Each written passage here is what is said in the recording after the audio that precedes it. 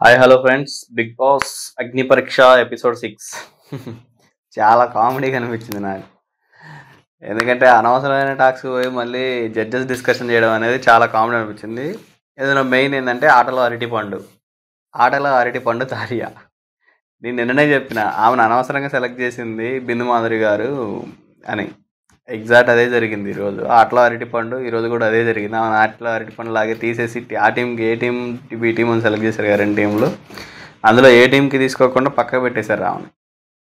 So అది already మనకే కాదు, అందులో ఆడుతున్న వాళ్ళకి కూడా అర్థమైంది అనమాట ఆమె ఆటలో అరటిపండు అని. బట్ కాకపోతే ఆమెకు కొంచెం పవర్ ఇచ్చి ఆమె సెలెక్ట్ చేయడం అని చెప్పేసి గేమ్లో పెట్టారు. సో ఏం జరిగింది అనేది 1 to 1 స్టెప్ బై స్టెప్ కొంచెం జస్ట్ లైట్గా అలా చూసుకొని వెళ్ళిపోదాం. సో ఫస్ట్ ఏంటంటే శ్రీముఖి డ్రెస్ మార్చింది. శ్రీముఖి కాస్ట్యూమ్ మార్చింది 2 ఎపిసోడ్ల తర్వాత. ఎంతోమందిని దాటుకొని వచ్చిన 15 మంది ఎంతోమందిని దాటుకొని వచ్చారు. మిగతా వాళ్ళందరినీ 45 మందిని అధిగమించి వాళ్ళని ఇంటికి అందులోంచి 15 మంది మాత్రమే మిగిలారని చెప్పారు. అయితే ఇక్కడ ఇంట్రడక్షన్లో శ్రీముఖి గారు ఏం చెప్తారంటే, ఇన్ని రోజులు కంటెస్టెంట్లు గెలవడానికి బిగ్ బాస్ హౌస్కి ఓట్లో హౌస్లో ఉన్న వాళ్ళకి ఓటేశారు.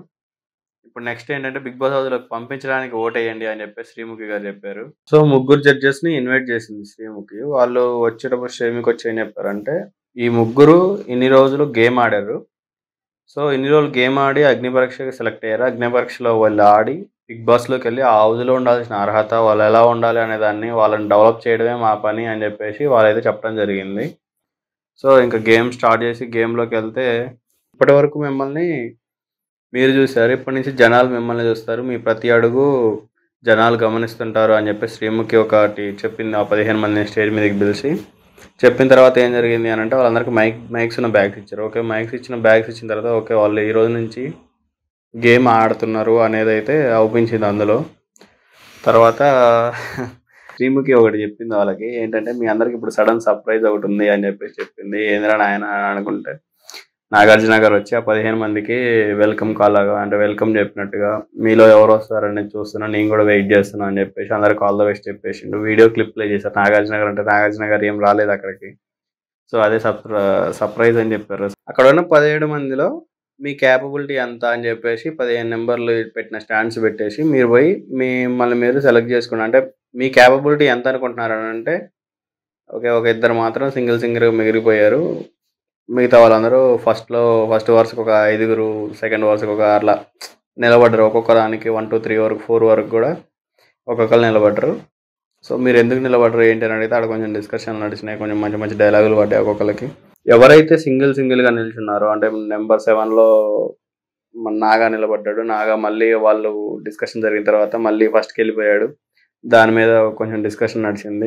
ద్రోణాచార్య ఎక్కడోనా నా గుర్తు మాత్రం ఒకటే, నేను అటే గురి చూస్తున్నా అని చెప్పాడు. దానికి బిందు మాదిరి కూడా కౌంటర్ వేసింది, మీరు ఎక్కడో నిలబడి చేసేటప్పుడు డైరెక్ట్ 15లో నిలబడవచ్చు కదా, 7కి నిలబడి 1కి షూట్ పెట్టడం ఎందుకన్నా వేరే మాట్లాడింది.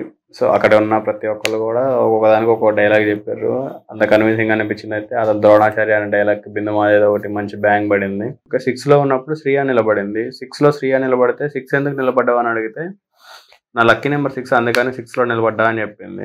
శ్రీయా చెప్పిన దానికి నవదీప్ గారు ఏం రియాక్ట్ అయ్యారంటే, నేను నీ క్యాపబిలిటీ ఎంత ఉందో ఆ నెంబర్లో నిలబడమంటే నువ్వు పోయి 6లో నిలబడి 6 నా లక్కీ నెంబర్ అని చెప్తున్నావు, అదేలా అని చెప్పేసి అన్నారు. ఆమె తెల్లమొహం వేసింది దానికి. ఇందులో ఉన్న వాళ్ళు అంతా ఏంటి అని అంటే, సెకండ్ రోలో ఉన్న వాళ్ళందరూ అంటే నీ క్యాపబిలిటీస్ ఏంటి, నా క్యాపబిలిటీస్ ఏంటి అని డిస్కషన్ చేశారు. అక్కడ ఒక్కొక్కరికి ఒక్కొక్క బ్యాంక్ పడిందిలే కానీ అంత ఇంట్రెస్టింగ్ ఏమనిపించలేదు. మళ్ళీ కళ్యాణ్ ఒకటి చేశారు, నీకు అంత స్ట్రెంత్ లేదు, నువ్వు స్ట్రైట్ ఫార్వర్డ్లోకి మాట్లాడలేవు అని చెప్పేసి ఒకటి చెప్పారు. సో కట్ చేస్తే మళ్ళీ ఫస్ట్లో ఉన్న వాళ్ళని పిలిచారు. ఫస్ట్లో ఉన్న వాళ్ళని పిలిచేసి మీరేం చేయగలరు, మీరేంటి అని అరిచినప్పుడు, మన హరీష్ ఉన్నాడు కదా మాస్క్ మ్యాన్, హరీష్ ఏం చెప్పాడు అని అంటే, నేను గేమ్ ఆడడానికి వచ్చిన, వీళ్ళతో కాంపిటేటివ్ చేయడానికి రాలేదు అని అన్నాడు. ఎమ్మటే దానికి కల్కి కౌంటర్ వేసిన అనమాట, నువ్వు బిగ్ బాస్ ఆడడానికి మేమేమైనా చెమ్మచక్కలు ఆడడానికి వచ్చినావు మరి అని చెప్పేసి కల్కి కౌంటర్ వేసింది.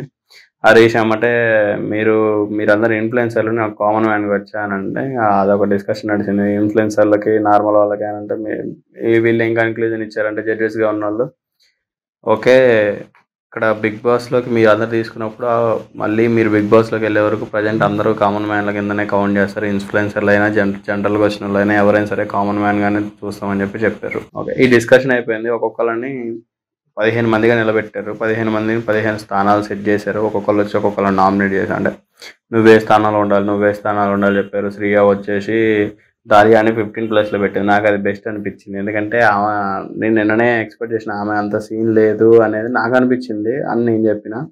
సో ఈ రోజు వాళ్ళకు కూడా అదే అనిపించినట్టుంది. వాళ్ళు కూడా అదే చేశారు. అదే నేను కూడా ఒకటే ఫీల్ అయినా, ఓకే నాకు కూడా గేమ్ చూడడం వస్తుంది నేను కూడా అని చెప్పేసి నాకు అనిపించింది. ఇంకా నెక్స్ట్ 13th ప్లేస్కి ఒకళ్ళని నిలబెట్టారు. 15th దారియా, 14th నాగా, 13 కల్కి, 12 కళ్యాణ్, 11 హరీష్, ప్రియా 10, దివ్య డాక్టర్ ఉంది కదా ఆమె 9.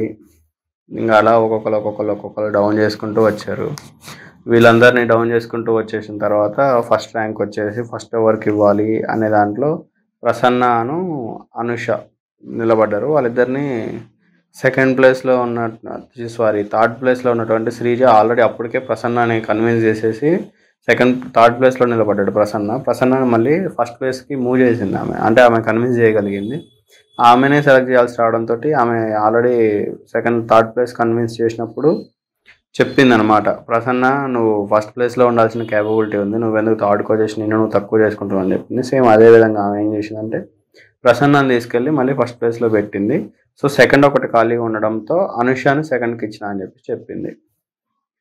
సో ఇది సెలక్షన్ జరిగింది ఇలా. అయితే ఈ సెలక్షన్ జరిగిన దాంట్లో ఏం జరిగిందంటే 7 మెంబర్స్ వరకు, అంటే 1 to 7 వరకు ఒక టీమ్గా, 8 to 14 వరకు ఒక టీమ్గా పెట్టి 17 పెట్టారు. దాలియాని మాత్రం పక్కకు పెట్టారు. ఆటల అరటిపండు అని చెప్పాను కదా నేను స్టార్టింగ్లో, అందుకే చెప్పిన అనమాట. ఆటల అరటిపండు లాగా పక్కకు పెట్టారు ఆమెని. కాకపోతే ఇక్కడ నాకు నచ్చిన విషయం ఏంటంటే ఆల్రెడీ బిందు మాధురి గారు ఆమెకు అవకాశం ఇచ్చిందని చెప్పేసి నేను అంతకుముందే చెప్పిన కదా, మళ్ళీ ఆమె ఇదే చేసింది. మళ్ళీ ఈమెకి మళ్ళీ అవకాశం ఇచ్చినట్టు అనిపించింది నాకు. ఆమెను ఆటల అరటిపండులాగా పక్కకు కూర్చోబెట్టారు అని అనిపించుకోకుండా మళ్ళీ ఆమెకు ఒక అవకాశం ఇచ్చి వాళ్ళు ఎలా ఆడుతున్నారు అనేది ఆమె చేతిలో పెట్టడం అనేది, ఆమె ఒక పక్క కూకుంది కాబట్టి ఆమెని నాకేమనిపించింది అంటే ఆమెను ఏదో పర్సనల్గా ట్రీట్ చేస్తున్నట్టు అనిపించింది. 2 టీంలు అయినాయి కదా, ఒకటి రెడ్ టీమ్గా ఒకటి బ్లూ టీమ్గా పెట్టారు. అయితే ఈ 2 టీంలకి కెప్టెన్ ఎవరు ఉండాలి అనే దాన్ని మాత్రం దాలియా సెట్ చేసింది. దాలియా అనే ఆమె ఇప్పుడు ఎలాగో 2 టీంలలో లేదు, పక్కకు కూర్చోబెట్టారు కదా, సో ఆమెనే వచ్చి సెట్ చేయాలని చెప్పేసి చెప్పారు. మనీష్ ఉన్నాడు కదా, మనీష్ని రెడ్ టీమ్ కెప్టెన్ గాను, ప్రియాను బ్లూ టీమ్కి కెప్టెన్ గాను ఆమె ఎన్నుకుంది, ఆమె ఓట్ చేసింది. తర్వాత నెక్స్ట్ వచ్చేసి ఏం చేశారంటే ఈ దాలియాను పక్క కూకోబెట్టారు. ఎంచుకున్న 2 కెప్టెన్లు శ్రీయ అని చెప్పేసి ప్రియాను మనీష్ ఇద్దరిని కెప్టెన్లకు పెట్టారు కదా. ఆ కెప్టెన్లు ఇద్దరు వచ్చేసి స్టేజ్ మీద నిలబడి వాళ్ళు ఆల్రెడీ చెప్పారు, జడ్జెస్ ఏం చెప్పారంటే నెక్స్ట్ ఉండేది ఫిజికల్గా ఉండబోతుంది టాస్క్. ఫిజికల్ టాస్క్ మీ దాంట్లో ఎవరు తగ్గవాలో చెరొక 4 సెట్ చేసుకోండి, లేదా మీరు ఆడాలి అనుకుంటే ఆ 4 ఒకరిలో మినహాయించి ముగ్గురిని సెలెక్ట్ చేసుకోమని చెప్పారు. ఇక్కడ ఈ టీం లీడర్లు ఇద్దరికి తలకాయ లేదనిపించింది. ఎందుకంటే ఒక అవకాశం వచ్చినప్పుడు దాన్ని వీళ్ళు వినియోగించుకోవాలి. వీళ్ళు టీం లీడ్గా ఉన్నప్పుడు వీళ్ళు ఆడుతూ వాళ్ళ టీంని కరెక్ట్ చేసుకుంటూ ముందుకెళ్ళాలి తప్ప వీళ్ళు పోయి పక్కకు కూర్చొని మిగిలిన వాళ్ళని ఆడడానికి అవకాశం ఇచ్చారనిపించింది నాకు. ఎందుకంటే వీళ్ళు ఆడితే వీళ్ళ టీంని వీళ్ళు కరెక్ట్ చేసుకోవాలి. వీళ్ళు గేమ్లో లేకుండా వీళ్ళు పక్కకు పోయి కూర్చొని వాళ్ళ టీమ్మేట్స్తో ఆడిపించారు. ఇద్దరు అదే తప్పు చేశారనిపించింది నాకు పర్సనల్గా. అయితే ఏం జరిగింది అని అంటే గేమ్ ఆడిపించారు. గేమ్ ఏంటంటే ఓ సర్కిల్ గీసేసి ఆ సర్కిల్ని టచ్ అవ్వకోకుండా దాని చుట్టూ రూప్ పెట్టేసి ఆ రూప్కి ఎవరైతే ప్రెస్ చేసుకుంటూ లాక్కుంటూ వస్తే ఆ ప్లస్ పాయింట్ ఉన్న సర్కిల్ టచ్ అయిన వాళ్ళు అవుట్ అనమాట. అలా ఫస్ట్ అనుష అవుట్ అయింది, తర్వాత కల్కి, థర్డ్ వన్ వచ్చేసి శ్వేత, తర్వాత పవన్, తర్వాత ప్రసన్న అవుట్ అయ్యాడని చెప్పి మొత్తానికైతే బ్లూ టీం గెలిచిందని చెప్పేసి చెప్పారు. బ్లూ టీం గెలవగానే ఆమె కొంచెం ఓడిపోయిన మన మనీష్ని పిలిచేసి మీరే ఓడిపోయింది అనుకుంటా అంటే వాళ్ళు కూడా దాలియా మీద వేసారు. దాలియా కరెక్ట్గా జడ్జ్ చేయలేదు అని చెప్పేసి వేసారు. లేదు నేను ఆ టీంలో లేను ఈ టీంలో లేను, 2 టీంలలో ఎవరు గెలిచినా నాకు వచ్చేది ఏముండదు, నేను జస్ట్ చెప్పాను అంతే అని చెప్పేసి దాలియా అప్పీల్ చేసుకుంది, పక్కకెళ్ళి కూర్చుంది. బ్లూ టీం గెలిచింది కదా, గెలిచిన బ్లూ టీం నుంచి ఇద్దరు ఉన్నారు, అంటే గేమ్ అయిపోయే టయానికి ఇద్దరు ఆ టీం తరపున అందులో ఉన్నారు. ఆ గేమ్లో ఉంటే అందులోకి ఒక అవకాశం, ఒకరిని మాత్రం ఎంచుకునే అవకాశం ఆ టీం కెప్టెన్కి ఇచ్చారు ప్రియా. హరీష్ అండ్ కళ్యాణ్ ఉన్నారు, ఆమె మాత్రం కళ్యాణ్ని ఎంచుకుంది. సో ఓట్ అప్పీల్ చేసుకునే అవకాశం అనేది ఫస్ట్ టైం కళ్యాణ్కి వచ్చిందని చెప్పాలి. ఈ అగ్ని పరీక్ష మొత్తంలో ఫస్ట్ ఓట్ అప్పీల్ అక్కడ చేసుకునే అవకాశం కళ్యాణ్కి వచ్చింది. సెకండ్ ఓట్ అప్పీల్ చేసుకున్న దమ్ము శ్రీజ వచ్చింది, ఎందుకంటే ఆమె గుడ్గా ఆడింది అని చెప్పేసి జస్ట్ అంటే ఆడిన ఏబీ టీంలు 2 తీసుకొని, అందులో మంచిగా ఎవరు ప్లే చేశారు అనే దాన్ని తీసుకొని, అందులో గుడ్ ప్లేయర్ అని చెప్పేసి శ్రీజాని తీసుకున్నారు. శ్రీజాకి ఓట్ అప్పీల్ చేసుకోవడానికి అవకాశం ఇచ్చారు ఇద్దరికి. అయితే శ్రీజాకే ఒక స్టార్ కూడా ఇచ్చారు. ఈ గేమ్లో వరస్ట్ ప్లేయర్ అని ఎవరికి ఇచ్చారు జడ్జెస్ ట్యాగ్ అని అంటే కల్కికి ఇచ్చారు. ఎందుకంటే ఆమెకున్న పొటెన్షియల్ ఇచ్చి వాళ్ళందరూ అప్పీల్ చేస్తున్నా నువ్వు కరెక్ట్ కాదని అప్పీల్ చేస్తున్నా కూడా దాన్ని మళ్ళీ ప్రూవ్ చేసుకోకుండా మళ్ళీ అలానే చేయడం అనేది అది కరెక్ట్ కాదని చెప్పారు. సో ఆమె దానికి తలకాయ ఊపుతుంది తప్ప ఆమె కూడా ఏం మళ్ళీ రివర్స్ కౌంటర్ చేయాలని నేను ట్రై చేశానని కూడా ఆమె ఏం చెప్పలేదు. సో ఏమకైతే వరస్ట్ ప్లేయర్ అని చెప్పేసి ఇచ్చారు. సో ఇది జరిగింది. నాకు ఇది ఓవరాల్గా చూసినప్పుడు ఏమనిపించింది అని అంటే 2 టీమ్స్కి ఫామ్ చేశారు. 2 టీమ్స్ ఫామ్ చేసేసి అందులో ఆటలో అరటిపండులాగా ఆమెను పక్కన పెట్టారు. ఇంకా అంతకుమించి అక్కడ జరగడానికి కూడా ఏం లేదు. నాకు ఈరోజు అంత ఏం అనిపించలేదు.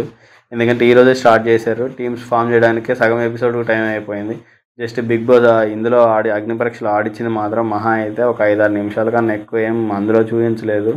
ఈ ఓవర్లాప్ కట్స్ ఈ ఇంట్రడక్షన్లో రాగానే అనవసరంగా ఎడిటింగ్ ఓవర్ ల్యాబ్స్ అనిపించినాయి. ఎందుకంటే అనవసరమైన చోట కూడా వాళ్ళకి ఏదో బ్యాంగ్ చేస్తూ ఎమ్మటే సస్పెన్స్ మ్యూజిక్ వచ్చి కూకున్నాక కూడా బ్యాంగ్ ఎందుకు నాకు అర్థం కాలేదన్నమాట. సో ఇది నాకు ఓవరాల్గా అనిపించింది. నాకు అనిపించింది అయితే దాలియాని కూకోబెట్టడం కరెక్ట్ అని అనిపించింది పక్కకి. సో ప్రసన్నని ఫస్ట్ ప్లేస్లో ఇచ్చారు కదా, అది కూడా అంత కరెక్ట్ కాదేమో అనిపించింది. ఎందుకంటే గేమ్ లాగా చూడాలి. అన్న సైలెంట్గా ఉన్నాడు అని చెప్పేసి అన్నకి ఇచ్చారు అని అనిపించింది. అంటే సైలెంట్ మీన్స్ ఆయన ఎంత కావాలో అంతే తీసుకుంటున్నాడు. సో గేమ్ కావాల్సింది ఎంత కావాలో అంత కాకోకుండా కొంచెం ఓవర్ యాక్టివ్గా కూడా ఉండాలి అని నాకు అనిపించింది. సో చూద్దాం.